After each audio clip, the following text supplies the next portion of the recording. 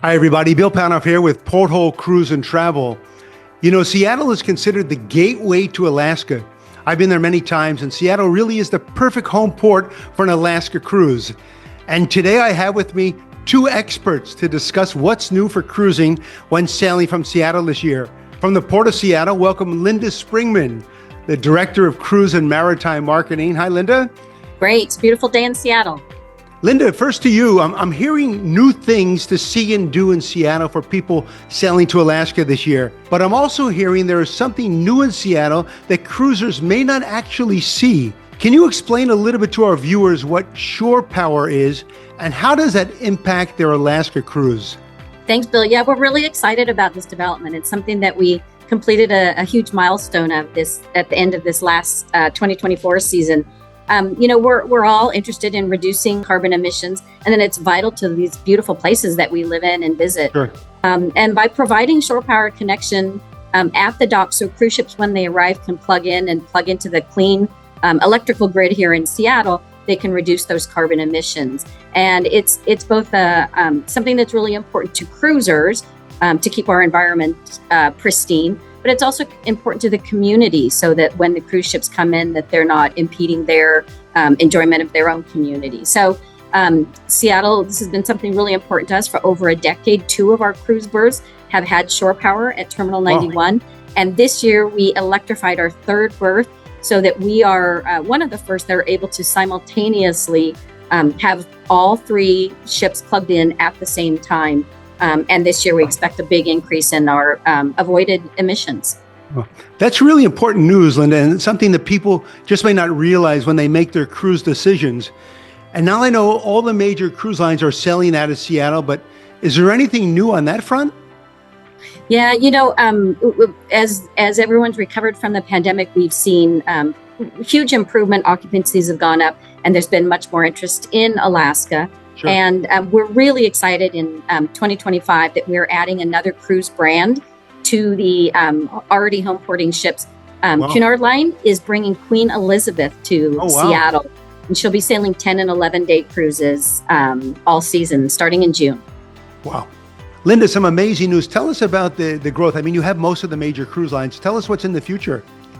Yeah, we're really excited with this edition of Cunard for 2025, which brings us to 8 different brands and 14 different ships home porting in Seattle. And looking ahead a little bit to 2026, we have 2 additional new brands who are actually making their first entree into the Alaska cruising industry. So we are in 2026, both MSC Cruises and Virgin Voyages will be home porting in Seattle on 7-day deployments. So Very exciting. The future is bright. Super exciting. Wow. Let's now turn to Chantelle, the Manager of Tourism Development at the Port of Seattle. What's in store, Chantelle, when cruise visitors come to town this year? You bet, Bill.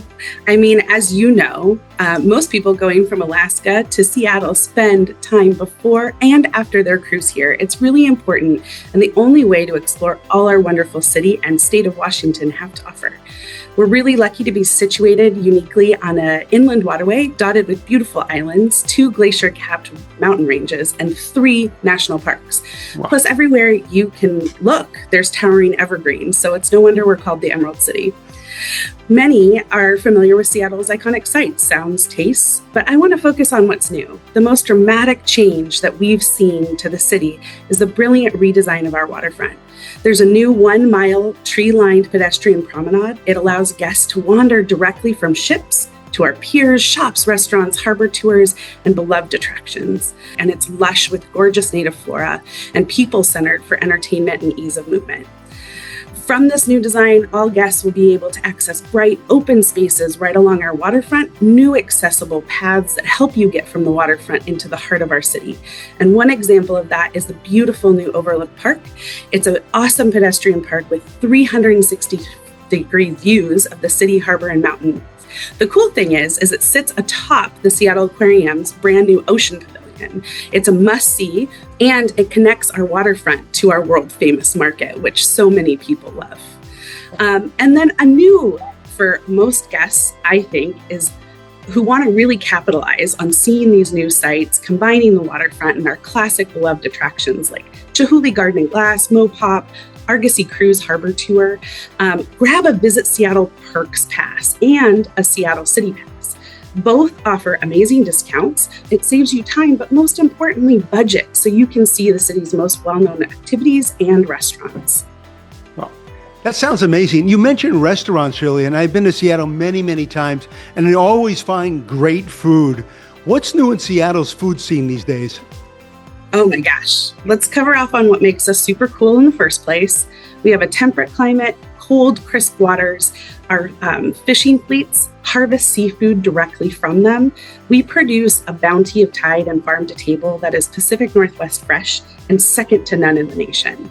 So back to your question, as a Seattleite born and raised, I have my super secret spots for every neighborhood. But that is my secret. Seattle is a city of neighborhoods with unique perspectives from nearly every walk of life you'll find on this globe. So here's just a few I think that people shouldn't miss. Ballard, it's just a short ride away.